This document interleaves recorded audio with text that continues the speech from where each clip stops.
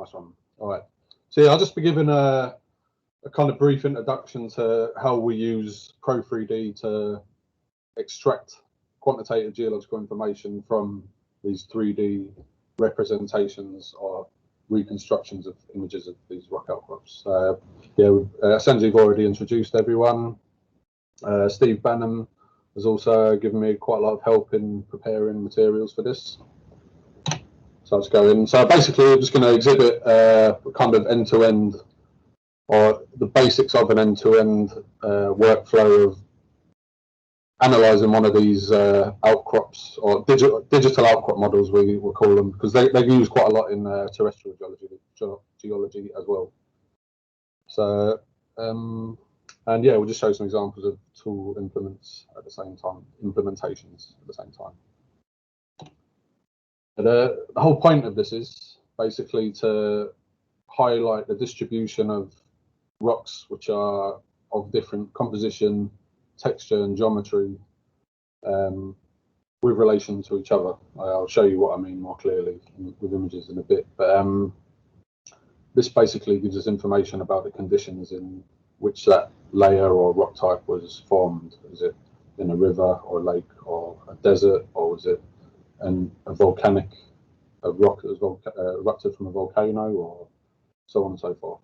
So we kind of look for changes in these kind of features up the section, so from the bottom to the top of the outcrop or cliff or whatever you want to call it, and also laterally, so you can kind of see changes in time and spatial relationships, which you can kind of reconstruct these many features in these outcrops to build a picture of the environment in which they were formed. So you can kind of get lots of different lines of evidence and put them together, and then you build nice models. So it also allows us to specify the key elements of the outcrop. So basically, in terms of geometries, we look at are these kind of elliptical, like channel-shaped features, or are they sheet flood type features, and so on. So we look at the boundaries, so they tell us about how rapid or abrupt the changes in conditions were, and we also look at the sedimentary structures, which are structures formed during the sedimentation, which provide further information on the environment in which they are formed, and we can analyse these features and kind of gain a quantitative understanding of what's going on. And it also helps us just to divide an outcrop up into units that we can analyse individually. So this is an example from Earth. A PhD student at Imperial College of Sanjeev's, Caltech Sangwan. He went out to Spain, and this is kind of classic thing in geology. You'll go to an outcrop, you'll sketch it, you'll kind of get an idea of it and identify various different rock types and so on, and also kind of drawing kind of carefully symbolized, or with a careful interpretations with a careful symbology. So we make line, like we've got these red lines which are basically erosion surfaces. I think the yellow lines are deposition surfaces, I can't remember, and then he's kind of outlined all these individual beds which highlight certain features that we want to look at. In this case, we've got some lateral accretion features there, some with a slight inclination to the right, and then this is basically cut down by this big, apparently massive looking sandstone, but we can see a few surfaces in there. The thing about this is that we were in the field looking at this, so it's very useful to actually be able to go up and look at it. But when it comes to looking at outcrops on Mars, you can't do that. So this is some work that Steve Banham has just put in for press. It's going to be published this year, and he's basically taken. This is an image from the Murray Buttes on Mars in Gale Crater, imaged by the MSL Curiosity rover on Sol 1428. And as you can see, he's divided it into these kind of main, you've got these orange major bounding surfaces. Chip in if I'm saying anything completely wrong, Steve. So it's got these major orange bounding surfaces and then these kind of second order yellow bounding surfaces between them. And then between those, the little white lines are mapping out the laminations, the cross laminations. So we can see that they're not parallel to the upper and lower bounding surfaces. We call those cross beds. We'll go into those a bit later on. There's a combination of a way of, on Mars particularly, we can analyze these photos themselves. That's the data that we have. But it's also just a way of kind of sharing interpretations and ideas and so on. We've also been, so we've been applying this to Mars already. This is some work I've been doing on the Shaler outcrop, which is also imaged by the MSL Curiosity rover way back in its traverse on Sol around 320 kind of period. And this is actually made up of multiple ordered point clouds, so multiple stereo panoramas from about, I think, 11 to 15 sols. I can't remember exactly now. And I've basically been mapping the key boundaries between different rock types and looking at the geometry of the rocks within those boundaries. So I'll go into this a little bit more later, but the thing that this offers us is, but A, we can look at different angles at these rocks. So we haven't just got a 2D image that we're used to looking at with like regular photographs and images. So we can look down the dip of the rocks, we can look along the strike of the rocks, and so on, and create kind of synthetic profile views and so on. But yeah, it also allows us to extract measurements on the dimensions of features that you can see. So we use like simple line and polyline measurements, but we can also measure the dip and strike of layers, so the orientation of those layers in 3D space, and then we can analyze those in quite a lot of detail. So I'll come back into this a bit later on. But yeah, so this is the overall workflow we use. So I'll be showing some data from Curiosity. There it is on the left. And we're using images from these two cameras, or the Mars cam, which is one 100mm focal length camera and one 34mm focal length camera. So basically they're taken, uploaded onto the NASA planetary data system, it's called Archives. And it's possible JOANNEUM research, who Gerhard is representing, can process Mars cam NavCam stereo image data, and they use the spice kernels associated with these data are also downloaded. So and then in this PRo3D software developed at JOANNEUM research, it does all the stereo reconstructions and it produces a nice scaled 3D model, incorporating the camera intrinsics and extrinsics. So it's using I think it's a 24cm baseline between those two cameras, so it kind of knows where it is. We get, well, basically we're given an ordered point cloud, as you see here, and we can just drag it into the software, open it up, and it opens up in its correct location at a correct scale. And then from that, we basically analyze that in whatever way is necessary or relevant to that data. So we map contacts. Our approach at the moment is sedimentology. So we're looking at layer contacts and boundaries between different features and different types of rock and dimensions of features. So it's just to add to what's seen on the images, basically.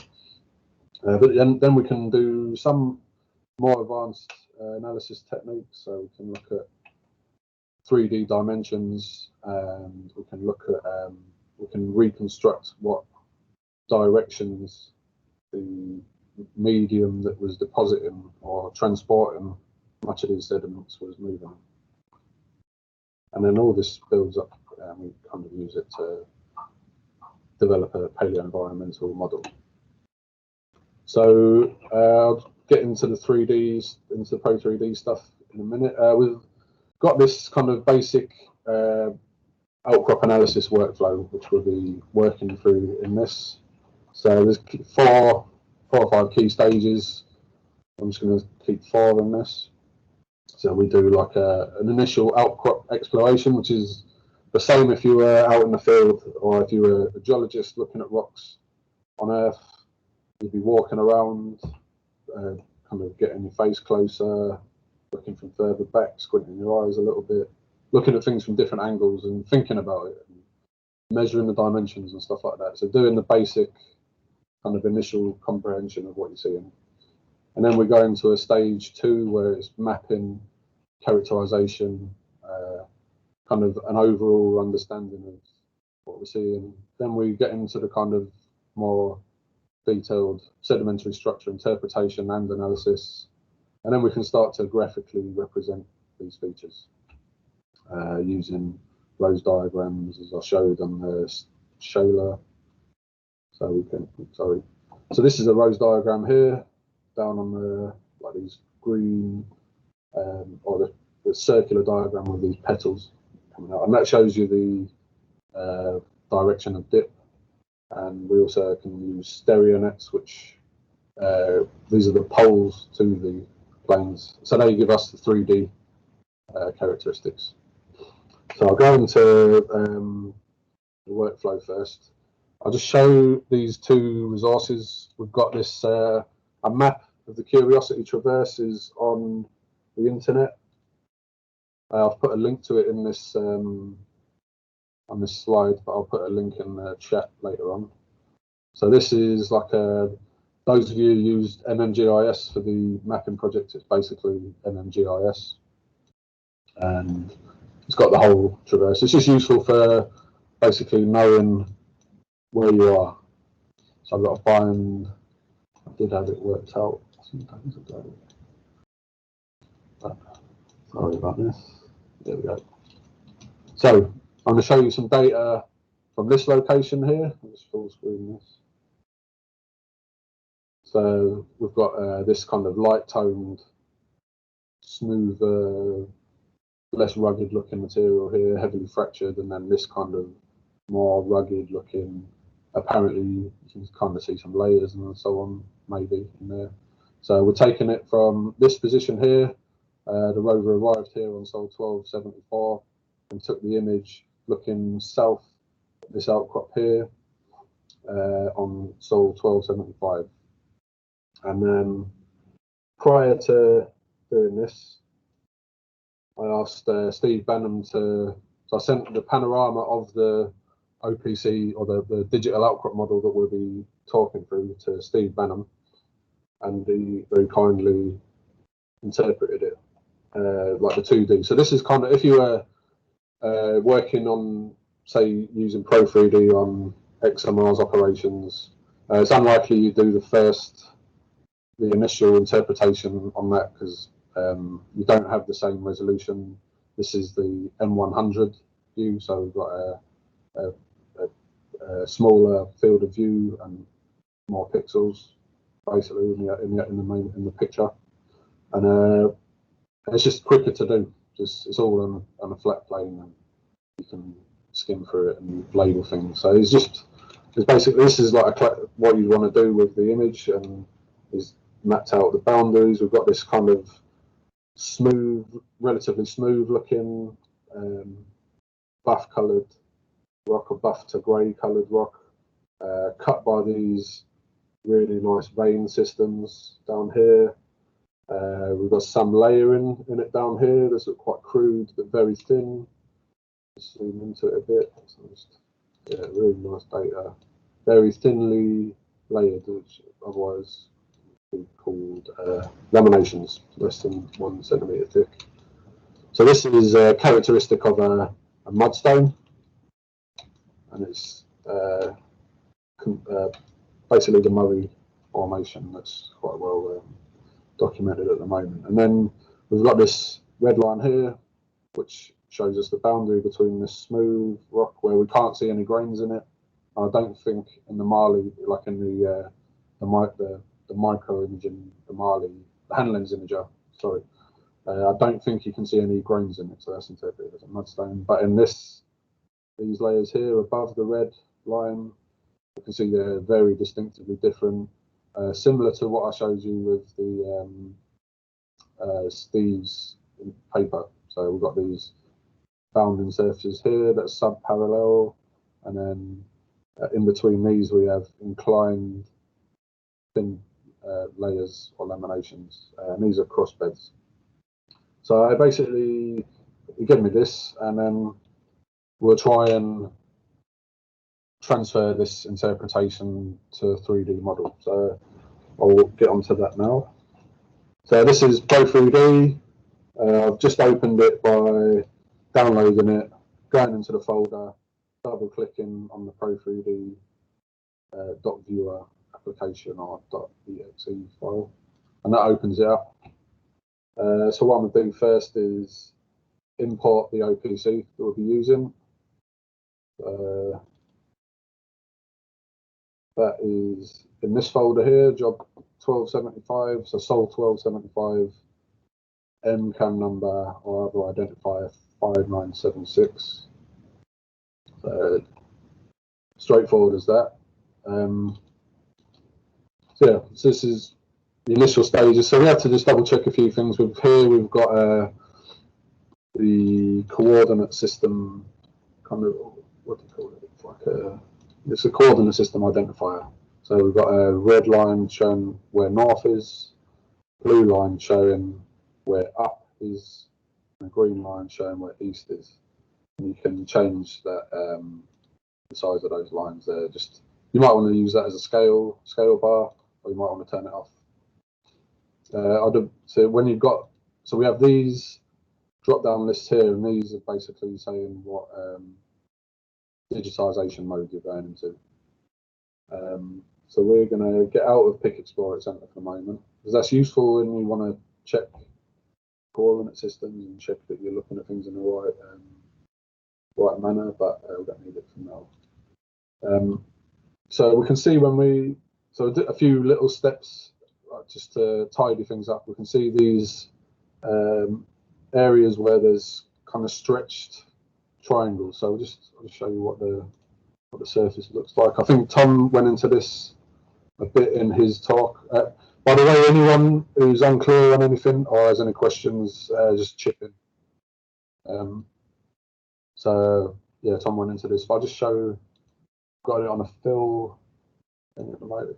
So this is kind of this is how the surface looks like. It's gridded very finely.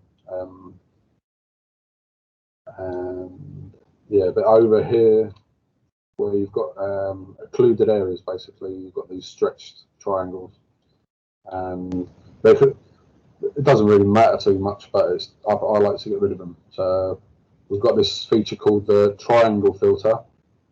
It's currently 1,000 units are in meters.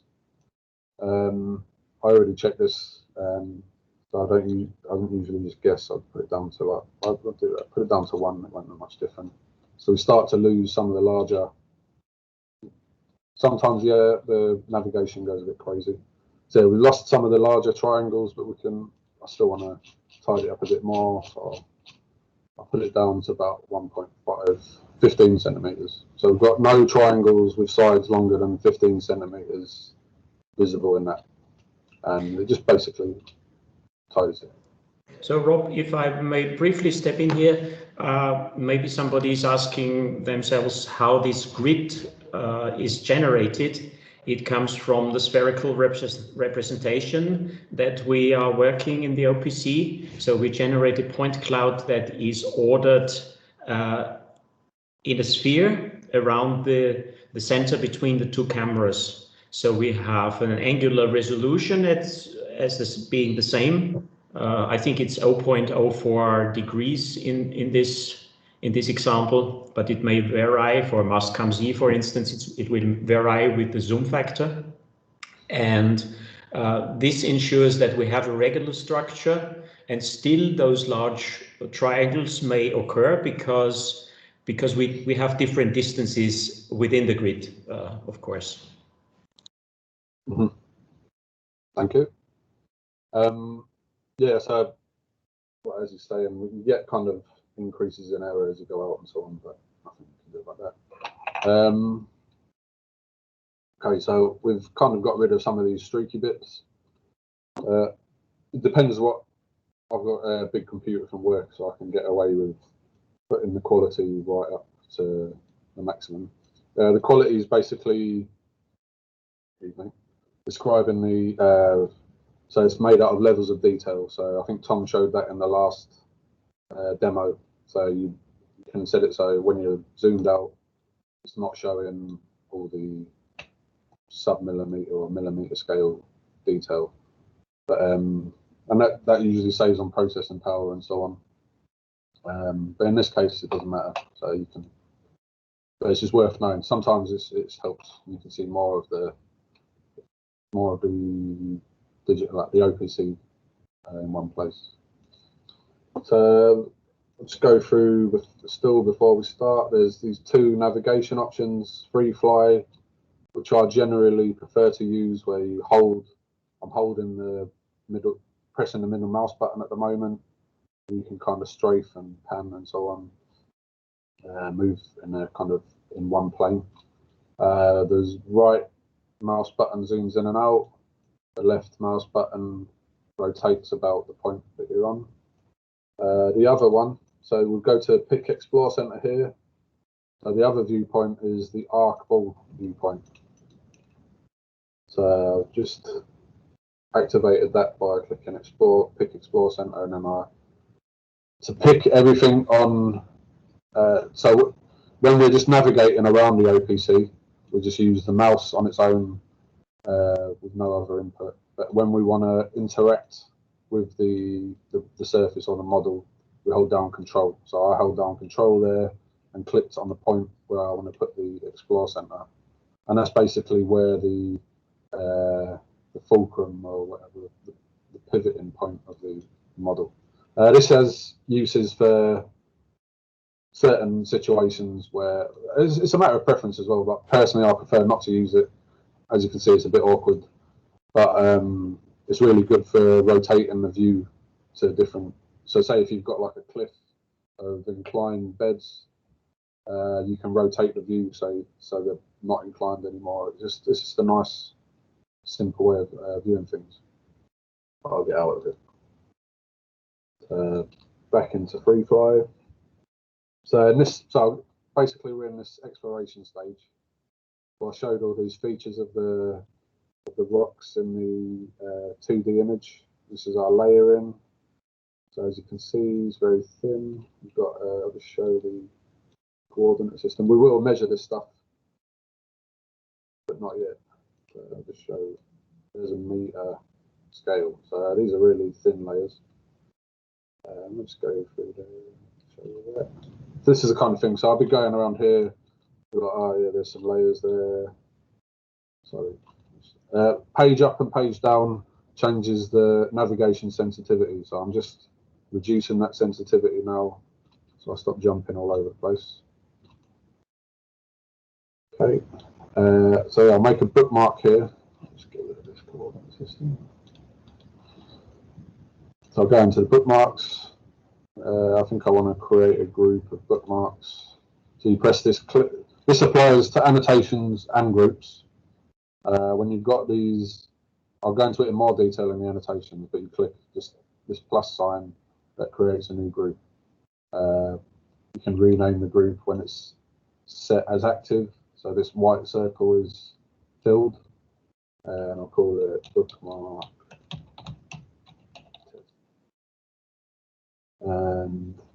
And then you just add the bookmark, and then you can come back to that another time. So you just click on that, and it takes you to that viewpoint.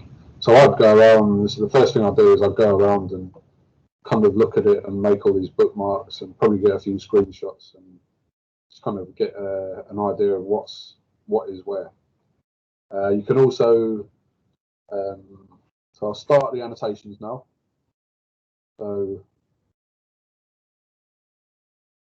we'll go to this annotations tab, and you've got this root bit here. This is just the root group. So if you don't select a group, this is where the annotations that you draw will go to. So I've clicked the plus sign, and I've added a new group. I'll make that active. rename it, and I'll call it sort of 1275 interpretation.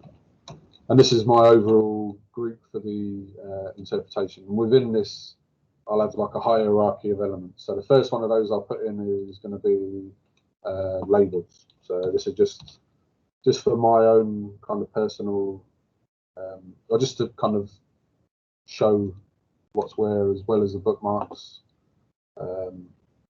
So I've set the group, I've created the group, and I've created the subgroup within that group.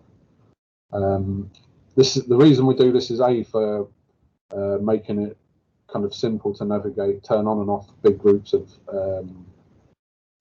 annotations, delete or copy big groups of annotations in one go.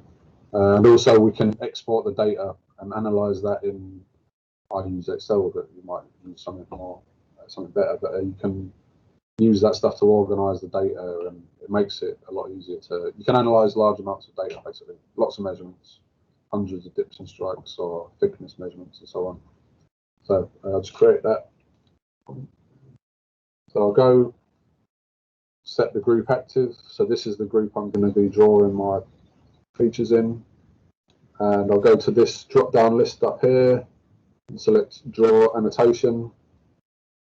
I'll go to this drop down list which specifies the elements. So there's point, line, polyline, polygon. And then DNS is dip and strike. I'll go into that when we use it. And TT is a brand new one, not tested by me yet. It's literally just got it like an hour or so before this talk.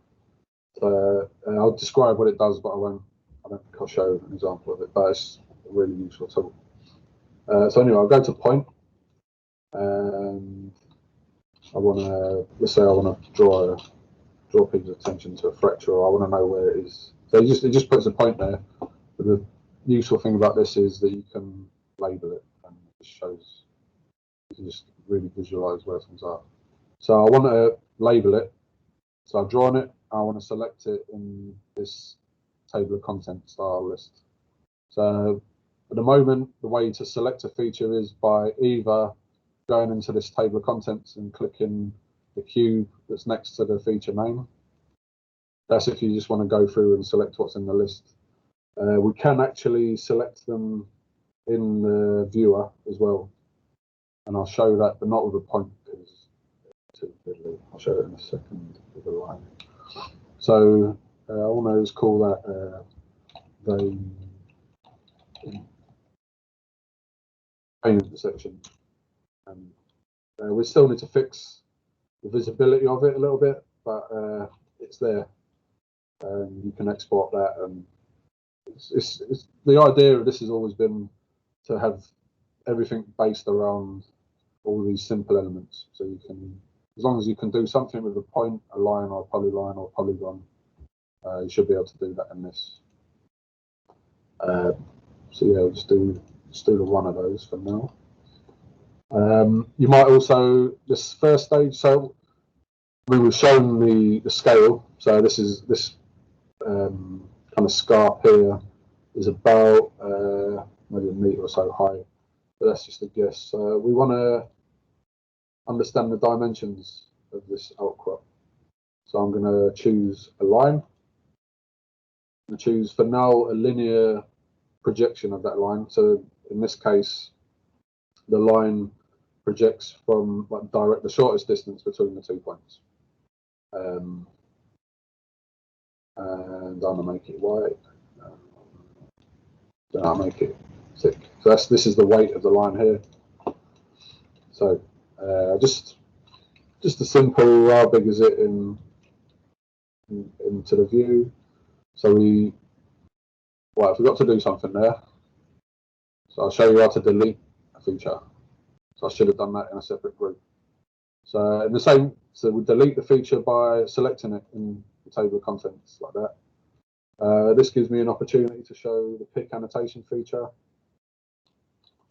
So go to this drop down list, select pick annotation, hold Control, click on the line, or One little idiosyncrasy with the software is that once you've gone out of there, so I've gone to that thing, you have to just do a free click, just a click with the left mouse button in the window before you start interacting, so before you start digitizing any features or selecting any features.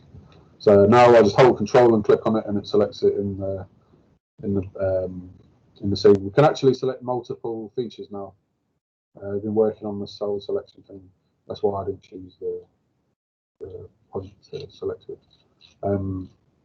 Yeah, I'll just select that and delete it. So the reason I deleted it is because I wanted to create a group. So we're just going to determine the dimensions of the outcrop now. Call that dimensions. And set that active. We're going to make the labels invisible. So the eye show all, as it says, shows all. The eye with the line through it hides all.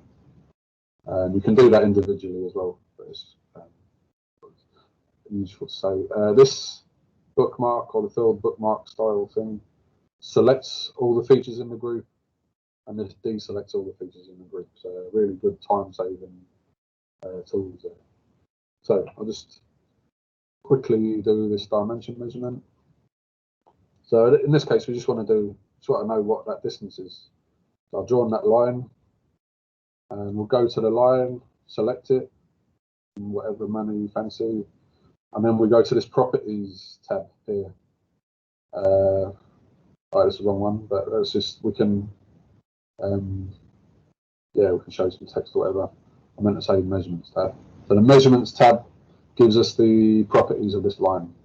So we've got height and height delta, which are basically the same as the height of the line. The height is the end-to-end height. The height delta is the absolute height of the feature. So if you had like a hump here and a point in the middle that was above the point at the end, that would be your height there in this situation, but it's not in this case. So that's the vertical distance of the line. So the distance between that and that in the direction of the up vector that I showed you earlier, the blue line on the Explore Center, not this, on here. So basically a vertical measurement. We can also, so we've got average altitude. This will come in handy for things when we're actually doing operations. There's length. We were chatting about this with Tom last night. You've got two kinds of lengths. So you've got a kind of a point-to-point length. This is for polylines. So you've either got a point-to-point length or a length of like a vector length of the line. We can also get the bearing of this line.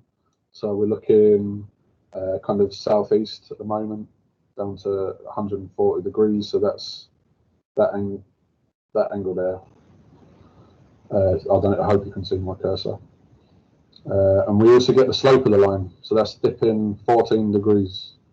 So positive. If it was dipping the other way, it'd be a negative value.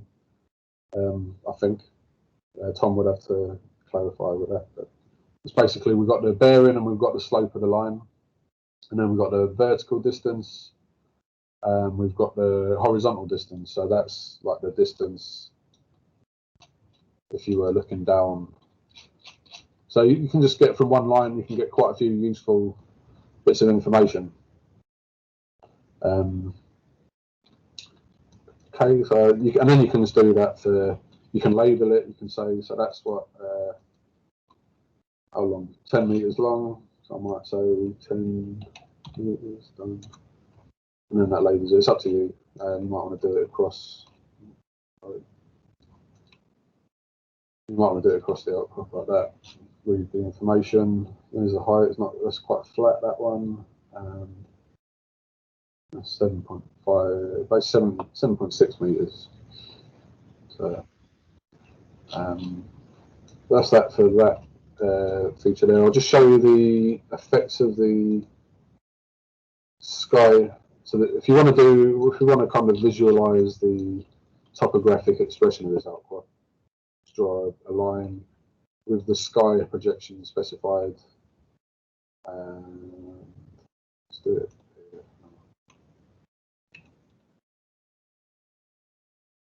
Sometimes it can be a little bit temperamental. There we go. So, and that's basically projected the line between the input points onto the surface, so we can get an idea of the what the topographic profile is, and we're working with VRViz to try and make this an exportable feature, so we can export profiles out. I've used this for cross-section construction. I might, if I have time, go into that later on. Okay, and just as an aside, you've also got a viewpoint line. So that's basically similar to the sky one, but it projects it in a kind of, it slices it in a plane which is parallel to the way you're looking. So that's straight in this line, in this view, but it's actually like sliced the surface at an angle. So this might be useful for. So you see we've got the pitch and we've got the bearing up in this top left corner. So you might want to say, oh, what would it look like if we had a fracture dipping 55 degrees, so I'd go down to 55 degrees and dipping to the northwest, and I'd say, oh, well, if that's doing that, then that would be the surface trace. I don't know, you can think of various ways, but it might have a use at some point. I don't use it too often now, but it will be useful. So I'll just deselect everything there and hide those for this stage.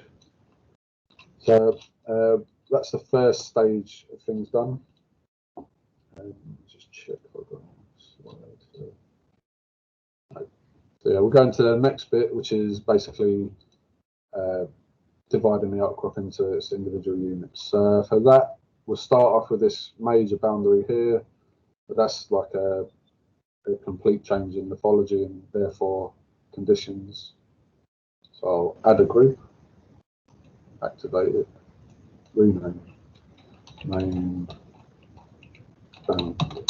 So at the moment I'm just making my own names for these elements or groups, but I think something that we should be looking into in the future would be standardising this, making like what Peter Forden did for the and Peter Forden and everyone else who worked on the oxyoplanum mapping, get a nice standard mapping symbology, colours and thicknesses and so on, and then it'd be really nice for sharing interpretations and so on. So I'll just show you what. I'll just digitize this main boundary on here first. So I'll change the polyline, go back to linear. If you want to do linear or viewpoint or sky when you're drawing, it's really up to you. I make up for the lack of projection between the points by trying to draw quite a lot of points. So I'll make this red. I'll put it as a weight, 3-point weight. And that's the weight that we use for where we can confidently identify the boundary. So here, for example, we've clearly got these really nicely layered, inclined, kind of protruding. So we're looking at the weathering profile. So here we see this is making kind of little cliffs, and it weathers. It's harder to weather than this material down here. This is kind of smooth and makes a very low angle slope. So we can see there's a sharp boundary here. We can see this is the mudstone here with different kinds of layering and no grains. We've got also strong concentration of nodules in this area. So it's obviously a bit more porous, maybe a little bit over interpretation there. But, so we can clearly see the boundary here. So I'm alright with using my confident 3-weight thickness line. I've done. And again, I keep forgetting to mention, just hold control. Holding control now. Now I am holding control. So we'll just follow that along the boundary where we can see it. I can see mudstone there, sandstone there. So I'm gonna, if I was doing this properly, I'd be a bit more thoughtful. Draw that around there. But then over here, I'm not too sure, so I pressed enter. Sorry, I forgot to mention that. So when you want to finish drawing, you press enter, and that completes it and puts it into the table of contents there. Here, I'm not too sure where the boundary is going, and I might want to change my mind later on. So I'm gonna do a thinner line. This is just the way that I show uncertainty. You might want to devise a color chart or something like that instead. So I'm going to choose a thinner line, and I'm just going to draw that in this area here. And I'm just not sure where that boundary is there. And I'm getting a bit more sure here, so I'll just stop that there. So I kind of do these boundaries in small goes, and then yeah, I can kind of see that. Blah blah blah. So then just keep drawing that around. I need to do that for the whole outcrop. I'll just do it quickly now. You should really be careful with this because the boundary provides lots of information. Something I've done here is I think I've taken the line into an area that I don't want it to be. That might be a bit too high, even though we've got Murray mudstone. We've got the mudstone, the smooth stone down there. And we've got this well-layered stone up here. These are probably out of situ, so they're probably weathered and fallen off the outcrop and fallen ahead. But I'm still going to change that. So if we're in the middle of, so I haven't pressed enter yet, so I've drawn these points and lines and so on. If I want to undo that line I just drew, I use backspace. So that's backspace there. I'll just draw that. If I want to cancel it completely, I'll press escape. Beats it, and you have to start again. That's just the way. Let's just show you that. That's really. I did it again there. Very useful. Saves loads of time. Yeah, not too sure what's going on here. So could be completely wrong, but I can see some layer in there. And I can see some mudstone there. Draw it round. Yeah. So then we have a boundary there. You can always tidy these interpretations up later. I usually just get it done first and then visualize it. So now we've got that, we can kind of get a good idea. What we're seeing is it's very abrupt, it's very irregular, it's not planar, and we've got a significant change in morphology above and below it. We've also got these veins apparently terminating in, or they're not, you don't see these veins in the sandstone. So that's the main boundary done. Check what else I've got to do in this. Yeah, so then if you recall Steve's interpretation, so we've drawn that boundary in, and now we want to be mapping out these. Actually, I'll come to the sedimentary structures in a bit, thinking about it. But what I want to do first is show the thickness. So we want to, thickness is at the moment, like as I was saying, Tom has developed a way of measuring true thickness. But in this case, I'll just show you, I mean, we've got pretty much, that's kind of a flat. So sorry, let's just see what this boundary is like. So we want to know, is it dipping or anything like that? What's the geometry of it? So I've selected the D and S, which is dip and strike. And this basically is a polyline digitizing tool. Then plots a best fit plane through the points that you've made the polyline with. So I'm just drawing the line there. When I press enter, you get this dip and strike plane. But in this case, we've got I'm just getting like a rough overall kind of at the scale of this outcrop approximate dip of the boundary because it's not a planar feature. So normally I wouldn't. We look at how these planes intersect with the surface. If I was measuring any more planar surface, I wouldn't accept that measurement, but this is probably okay. It's basically sub-horizontal. So we've got the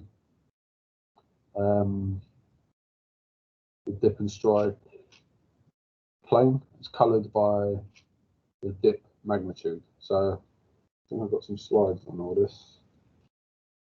So basically, the dip and strike is how we define uniquely the orientation of a rock layer. So the strike is the azimuth of a horizontal line along that layer surface. There can only be one horizontal line.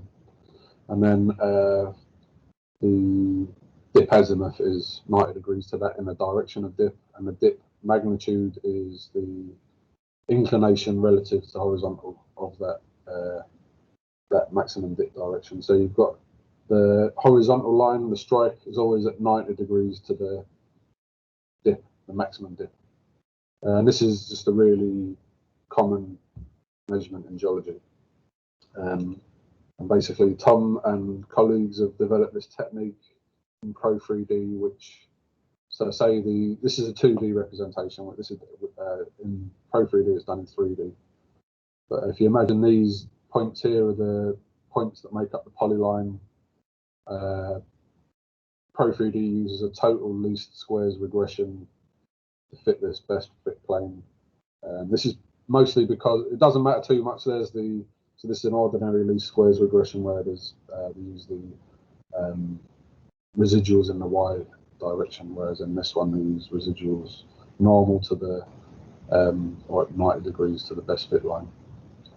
This doesn't give as accurate a reading, and also doesn't work at steep dips. If you imagine that, it wouldn't give you a good answer. So this one works at every dip, and it's a nice. We can basically quantify the error as well, so we can measure the distance of each point from the best fit plane, and then that gives us a nice error measure. So that's how that's formed there, and we can see. I'll just draw a couple just to feel a bit sure about it. Just to know, just to make sure it's not dipping like 20 degrees in one direction or anything like that.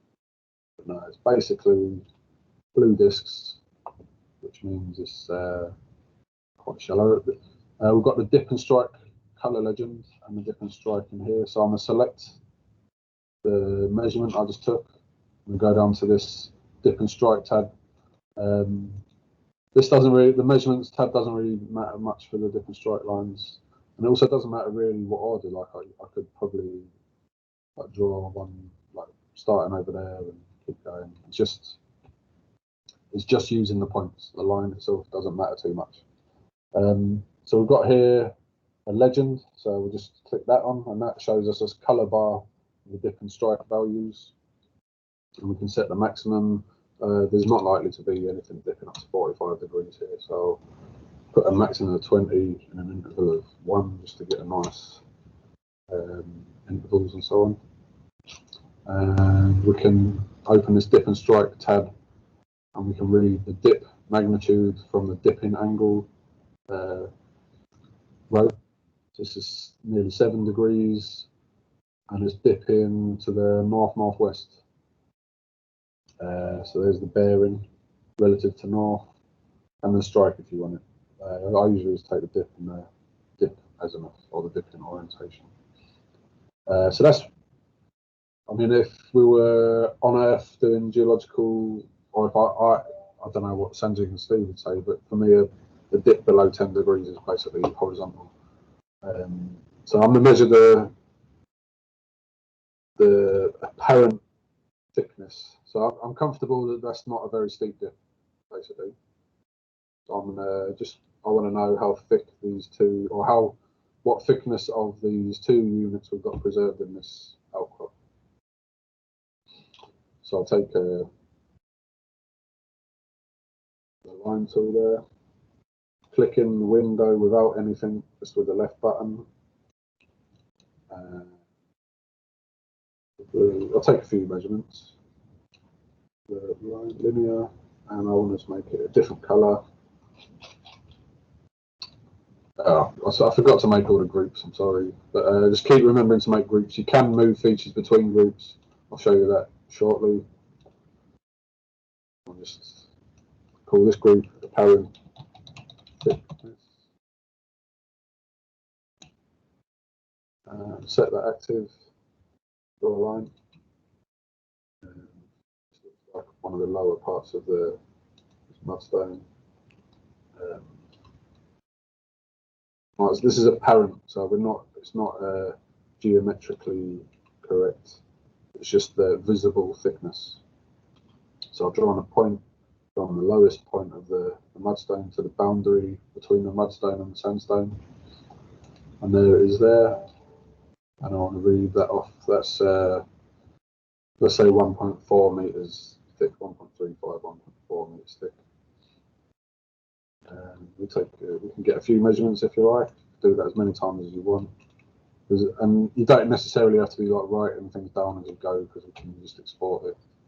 So it looks like it's kind of thickening out to the left in this case, which is to the east.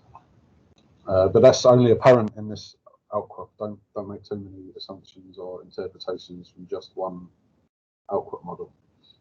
And then we want to do the same. It's upper unit, so just I'll go from the boundary of that. Well, I accidentally drew a line there, so I'll delete that. So to delete that line, I'll select it.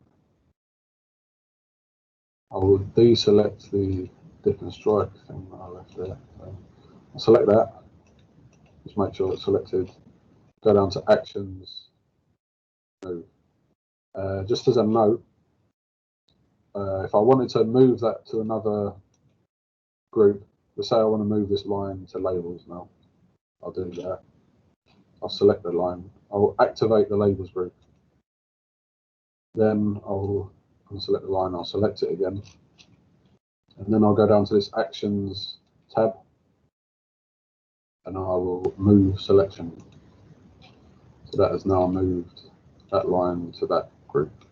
So this is useful if you keep forgetting to add groups like I've been doing. Yeah, I'll just hide that. So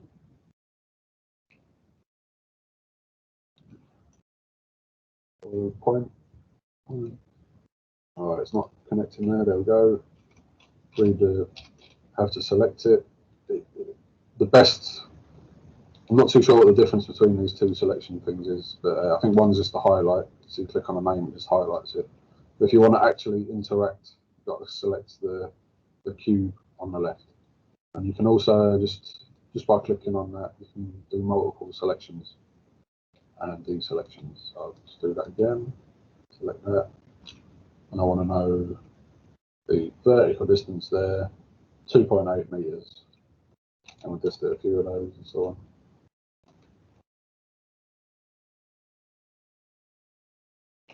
And then we've got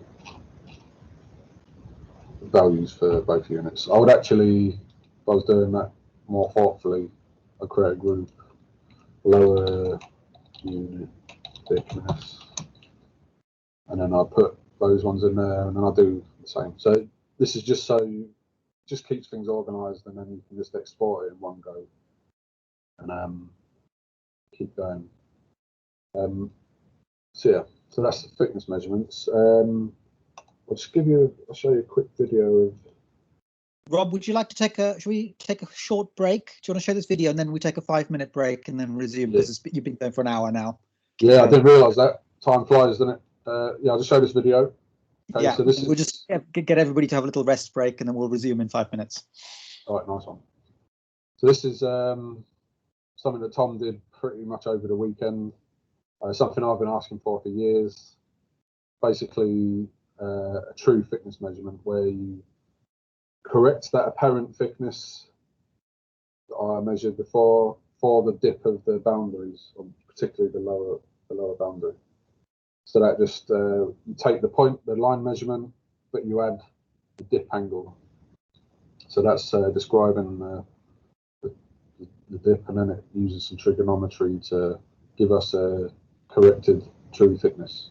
I just need to spend the next few days working with it a bit more and testing it out, but it's potentially really useful. So you'll be able to take multiple measurements like this and then export it in one go. So otherwise, it avoids all drawing sketches and drawing sketch cross sections and so on, and it saves a lot of hassle basically.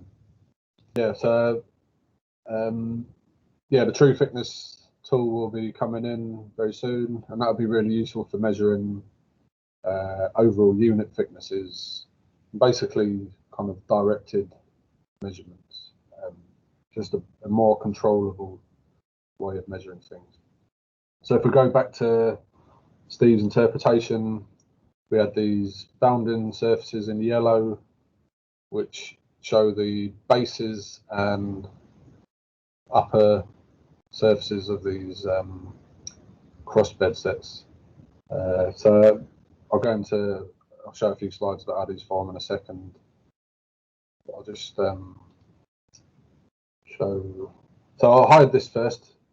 So basically, I'm not going to interpret the whole thing. I've shown you what you need to do, and I gave this to Steve, and I also wanted to show this annotation import option. So I gave this data to Steve the other day, and he transferred his 2D interpretation into the 3D. So, and then he exported the measurements, and I'm going to import those measurements myself.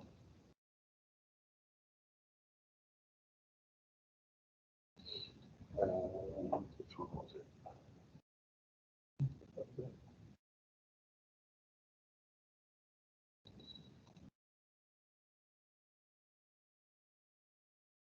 There we go.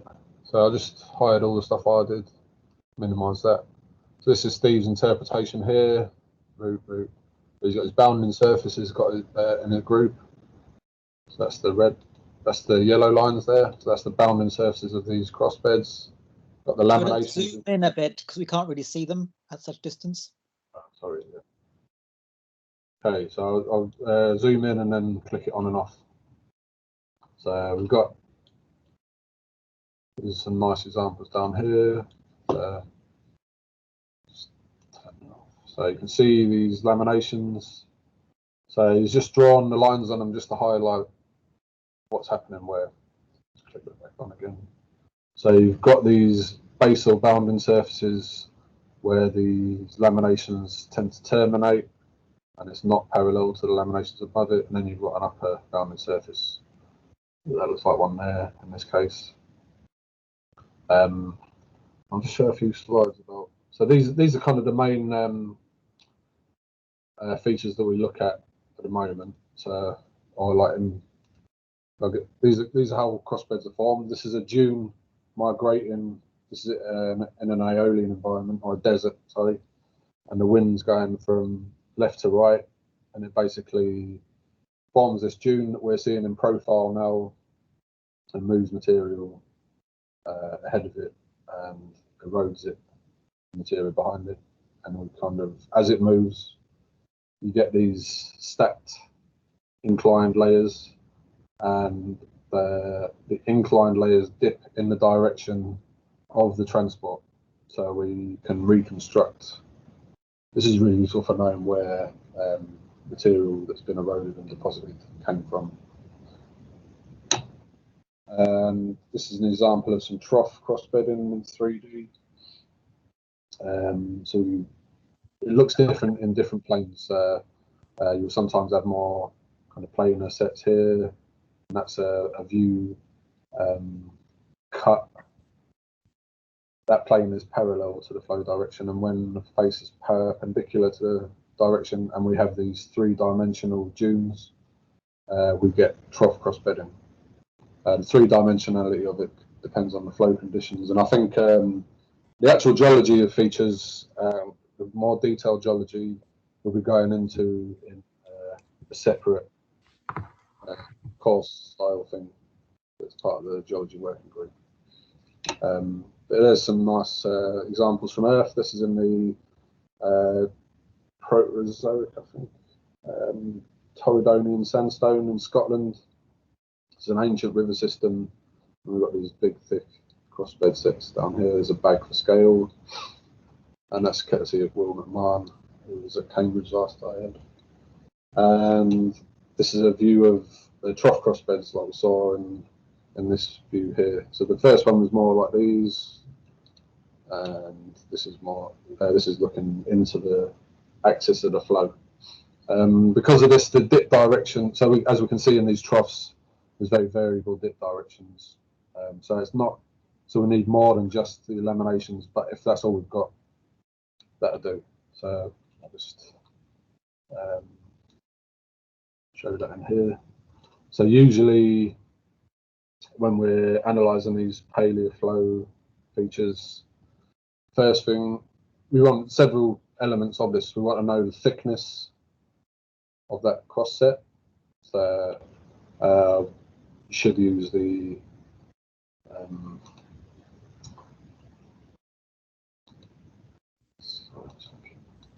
so you should use the true thickness tool, but we'll go into how that's used later. I didn't want to be kind of working it out on the spot. So, I'll just create a new group, set thickness. You can do what you want. This is totally up to you how you organise these groups, and then set that group active, and then see where I've got. I'm not sure. I think we'll assume this is the base of that set. I don't know if it is. And then we'll just get a measurement for where we can see a full cross set. We should also be doing this for individual beds. I didn't show that already, so I'll show that quickly now. It's basically the same thing. You can find a bed, you take a line measurement, and then you read off. It depends on. I don't really use the point-to-point distance that often, because it's unless you can see that it's in an appropriate orientation. I'll just take that height. So we'll got a pitch of the camera up on the left, so I'll get that horizontal. And this has gone behind that bit there. It's more or less, it's okay. It's not very precise, but it doesn't need to be that precise either for this situation. So yeah, we'll collect a load of those and then just export those and analyze them later on. But we also, we want to get the set thicknesses, and we want to get the dip and strike of the base. So you might want to do this by setting a group of crossbed, basal, surface dip and strike, or you might want to do it per set cross set. It depends what your overall aim is. Just do cross set, basal, dip. Let's do that for now. And let's do a dip and strike. Base, and I'll just draw that. And just do that for that. So that's one of them there. So that's dipping into the plane, as we can see, towards us, out of the screen, I should say. So we've got. So this is the reference surface that these laminations are travelling over, are scouring into. The scour surface. So there's the basal dip. Now we want to create another group for, like, you don't have to copy this exactly, you just make the groups relevant to what you want to be exporting. Do cross dip. And then just make it look a bit different. One thickness and different color.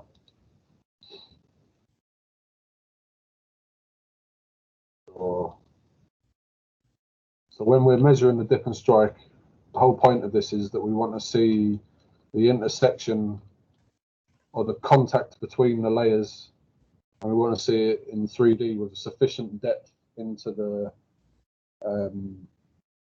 plane that we're looking at as possible. So if you can't get a dip and strike from a straight line, that's basically infinite possibilities of planes that you can fit through that. And you have the more reliable measurement with increased depth But I'll show you an example of that to clarify. So this is, I'll just take that measurement there. That's a nice one. So could be better. So I always look at how this disc intersects with the surface. That's actually a bit off. So I might delete that. I won't bore you by showing you me doing this for the whole lot, because it's basically I might do kind of 4 or 5 measurements for every one that I keep. We are looking at incorporating quantitative error measurements that are exportable and visualizable, or kind of relevant for visualization. But that's ongoing work. And so there's an element of error in the dip measurement. So you might have drawn a line that isn't on a plane. So there'll be 1 or 2 of those points that will be deviating a certain amount from the best fit position. So we use that as a measure of error. So we've got, I'll show you that when we export it. But we've got some of the residuals and a few other parameters. I can't remember off the top of my head. So I'll just draw on that line and then I'll press enter. It's a bit better. I'll probably go through that again. But one of the issues with it is it's kind of fairly sufficiently deep. So when I say deep, it's capturing a sufficient amount of topography. I think we could do better somewhere else.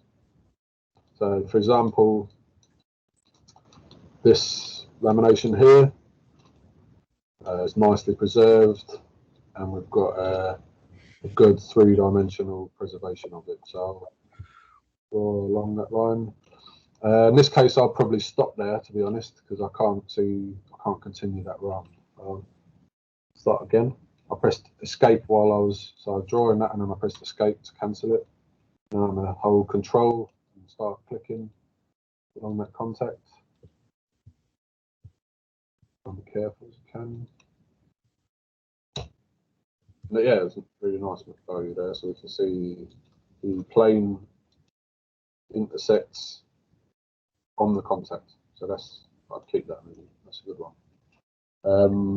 So you go and do that for several all over the outcrop, making sure you keep your basal measurements separate from your lamination measurements, and then you can either take the laminations on their own and plot them in rose diagrams or Stereonets just to get the pure direction of dip, or we can do some geometrical corrections on that to understand kind of a more reliable paleocurrent measure.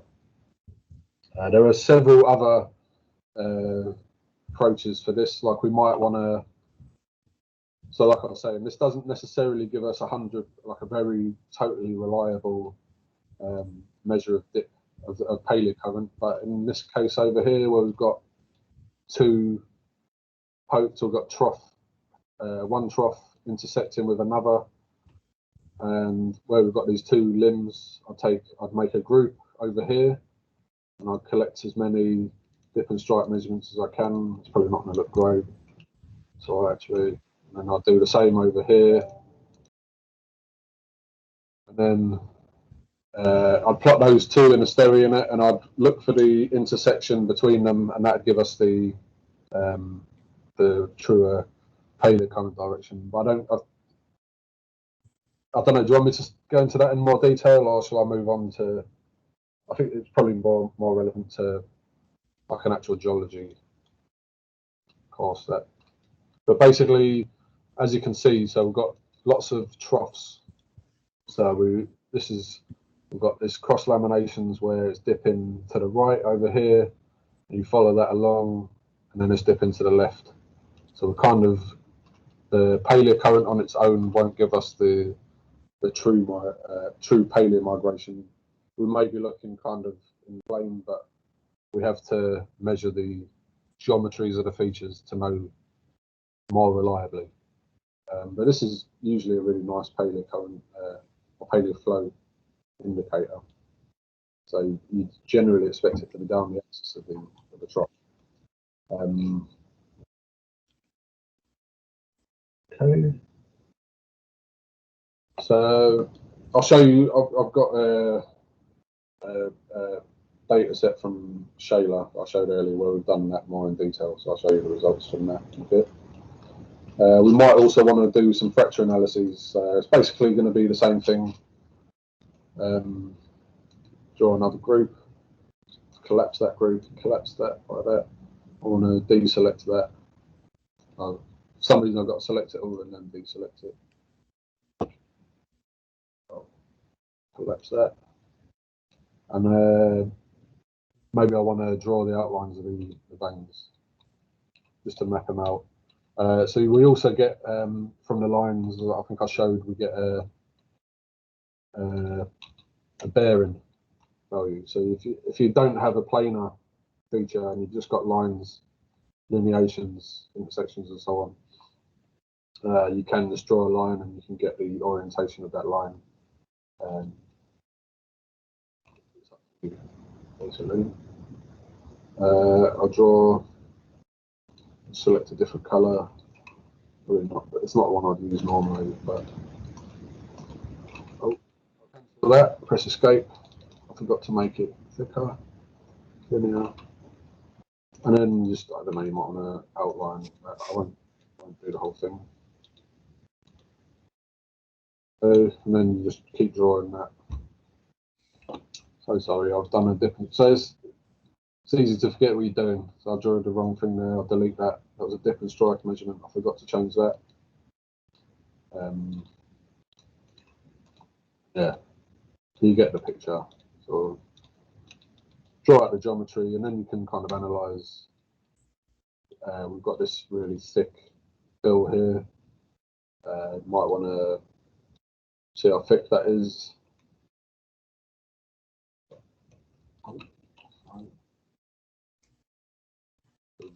Just a simple line. We could also use the true thickness measurement on this, but at the moment that doesn't work too well with steep dips, so we have to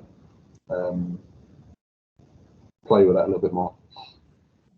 So we're basically, yeah, we'd be kind of measuring the aperture or the amount of separation between the two walls of the fracture. So this is a fracture that's formed by fluids moving through the rocks, which are full of minerals, and the fluids have cracked the rock by increasing the pore pressure.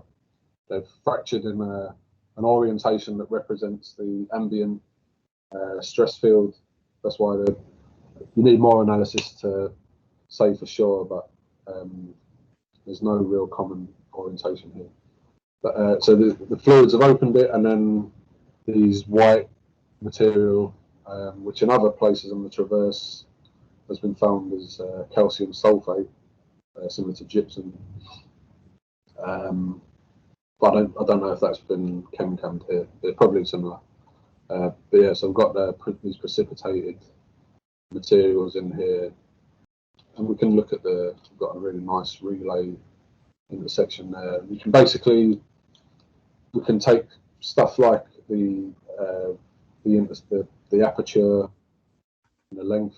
So we've got a full length here. We can measure the length and the width, and we can then use those kind of numbers to, along with assumptions of the rock. You can even kind of assume how strong the fluid pressure was and say the rock is probably this strong, or you can use the rock strength that you may have gleaned from like drills on MSL, or the MER rovers had a rock abrasion tool where they could measure the torque that was required to cut into the rock, basically, and then they inferred basic rock strength features on that. So there's a paper from Caswell and Millikan, I think it's 2018, and it's basically analysing a lot of these vein systems in that way. So there's a lot you can do on that. It's all ongoing work. So you'd also look at the intersections of the fractures, build a relative time or relative sequence of formation. So you'd look at how they cut across each other. Has this fracture, it looks like this, like off the top of my head, I don't know what the actual, I haven't looked at it in any detail. It kind of looks like this vein is cutting through, so we can see this kind of ridge in here that's in line with this vein here. So it kind of looks like that's cutting through this vein. So that means that's later. So the stress rotated more or less 90 degrees for that to form. We don't see any other material in it, so it's like one source for the fluids. But anyway, that's just, there's a lot of information you can get from them, and a lot of quantitative measurements you can get out of it. Rob, how much more do you have to do? Because we're getting on now. Okay. I'll show the export, then I could give a quick.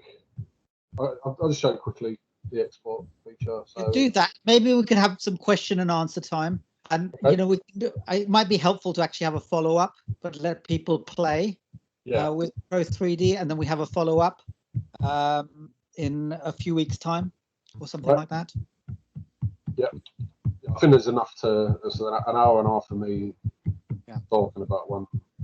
Yeah, I think it's useful for you know, the way to, as always with software tools, it's best to go and play for yourself and come back with questions. So we could have another surgery or tutorial session. All right. Well, for that, I'll just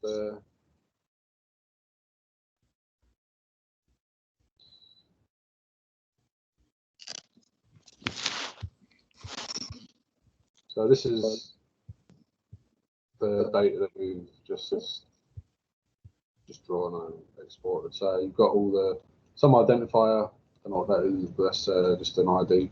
Got the geometry, the polyline, projection used, semantic, we'll deal with that later, thickness. So you can basically, if you don't even have to do groups, you can separate everything into different thicknesses and then use the thickness to sort it all. You can sort by group name, which is somewhere. Find it. Yeah, group name. Yeah. So you can basically export this and then analyze all the data outside it. We've got, again, this is where your dip and strike is getting read out if you've got a dip and strike measurement. So all these geometry things are there. So we've got the dip and strike in these columns. We also have the average residual, minimum residual, maximum residual, standard deviation of the residuals, and the sum of the squares. So this is basically all error parameters. That's that. Yeah. So I was going to show cross section and construction, but I think I'll just show you can do it. Like this is, we've been working with Tom and his colleagues a lot lately, and we're trying to make other more specific tools similar to, so taking like the dip and strike and the true thickness and then building another tool out of that. So we want to make cross sections. So these are lines of cross section. Well, I basically did it manually. So I manually went through and drew lines to work out what the topography was, and then did that in Illustrator. And then I measured the horizontal distance between each unit of relevance, and created these cross sections. But I think that's we can deal with that later. Look into that more. So this is just a nice way. We don't always have this kind of so I can orientate the line of section however I like, and I can make it parallel to the maximum dip direction in the region, and get a truer representation of the cross-sectional geometry. Then you can also measure things from this. So I've measured the thickness of the rocks of the individual units at each section. So we've got like a log. So these are a lot crude logs, and we can kind of see how the thickness changes across the outcrop. Yeah. And then you can do more complex paleocurrent analysis. So this is incorporating these are Stereonets, and these each represent one crossbed set.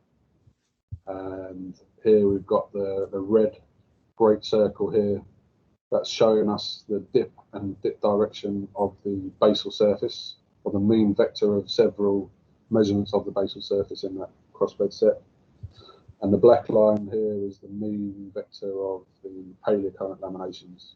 So as you can see, they're not all 90 degrees to each other and so on. So we use this to calculate the intersection between the two lines, and that gives us a more reliable measure of paleo migration of that material.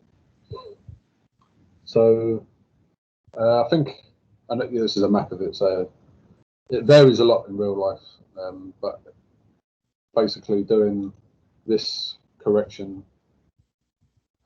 tidied these values up a lot. They were all over the place before I did this, and now we can actually see some quite nice patterns in Palaeoflow direction and changes up section spatially.